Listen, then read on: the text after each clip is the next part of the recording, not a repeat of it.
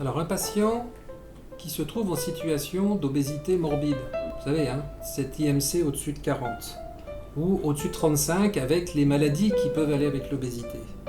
Et ce patient-là, il va falloir qu'il soit pris en charge par un médecin nutritionniste, par un chirurgien pour qu'on puisse évaluer le bénéfice qu'il peut avoir pour pouvoir bénéficier de cette intervention.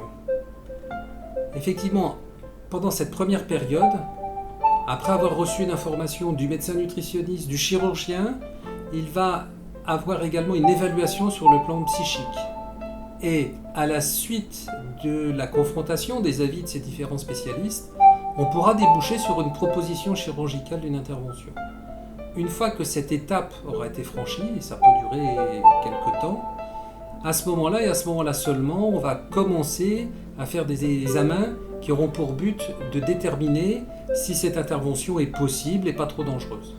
Alors à partir du moment où la validation de cette proposition est acquise par l'équipe, chirurgien, médecin nutritionniste, psychologue ou psychiatre, à ce moment-là, il va y avoir une phase de bilan préopératoire. Et là, il va falloir un par un examiner les différents organes, notamment si on opère l'estomac, il faut aller regarder dedans, par une fibroscopie, vérifier s'il n'y a pas d'anomalie au niveau du foie, de la vésicule biliaire, du cœur, du poumon et d'autres examens.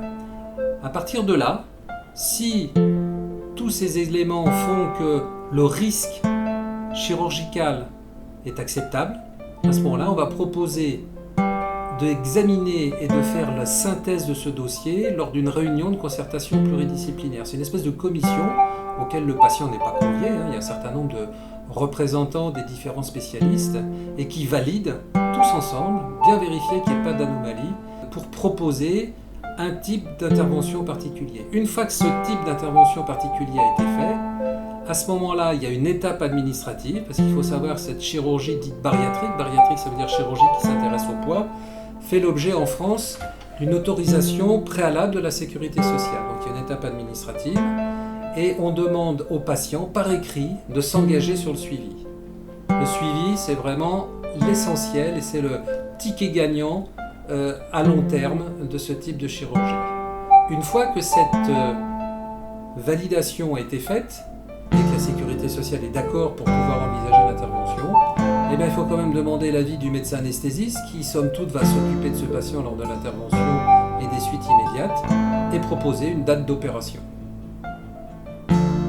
Lorsque vous êtes hospitalisé, la grande tendance à l'heure actuelle, c'est d'essayer de minimiser au maximum le temps que vous risquez de passer dans un établissement chirurgical. Lorsque vous arrivez le matin, on vous prend en charge, on vous opère. Quand vous vous réveillez, vous êtes dans une salle de réveil. C'est une salle un peu particulière où on va surveiller de très près les patients qui sont en phase de réveil. Puis vous vous retrouvez dans votre chambre. Et on essaye de faire les choses le plus simplement possible. Pas de tuyau dans le nez, pas de sonde dans le ventre, pas de radio le lendemain. Et on vous donne à boire l'après-midi si vous êtes opéré le matin, le lendemain matin si vous êtes opéré l'après-midi. Et dès que c'est possible, on vous demande de marcher, d'aller vous alimenter, boire un petit peu, aller aux toilettes, faire un petit brin de toilette. Habituellement, beaucoup de patients peuvent sortir dès le lendemain de l'opération, parfois même le jour même. Ce qu'il faut savoir, c'est que le patient, on a découvert maintenant, et c'est tout à fait bien, que le patient se connaît bien mieux que le médecin. Et finalement, quand il a envie de boire, il boit, quand il a envie de manger, il mange, quand il a envie de se balader, il se balade, et que de ce fait-là, les choses sont beaucoup plus simples que quand il y a des règles très strictes.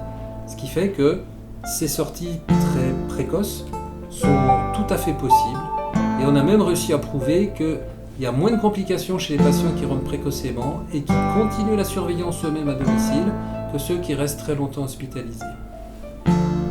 Après une intervention chirurgicale, le confort immédiat est tout à fait lié à la préparation qu'il a eue. En effet, si vous prenez un estomac qui d'habitude peut contenir 2,5 litres, 3 litres, et puis que vous le réduisez à quelque chose qui est gros, à peine plus gros qu'un pot de yaourt, si la préparation n'est pas faite, ça va vite être paniquant.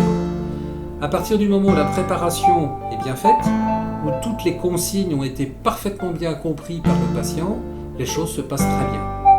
Et petit à petit, le patient reprend le rythme alimentaire qui est imposé par ce montage avec une vie sociale tout à fait normale. Il est tout à fait important qu'il reprenne progressivement un exercice physique qui est le complément indispensable et qui est la clé du succès.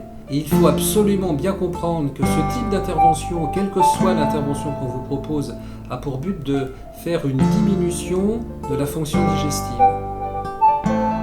Ça nécessite absolument de se faire suivre régulièrement, au moins 2 fois par an, par un médecin nutritionniste. C'est vraiment essentiel, c'est la clé du succès. Et malheureusement, les quelques échecs qu'on peut voir, eh bien, la plupart du temps, c'est des patients qui ne se sont pas fait suivre et qui ont fait un petit peu n'importe quoi, qui ont laissé dériver. Le suivi est absolument essentiel.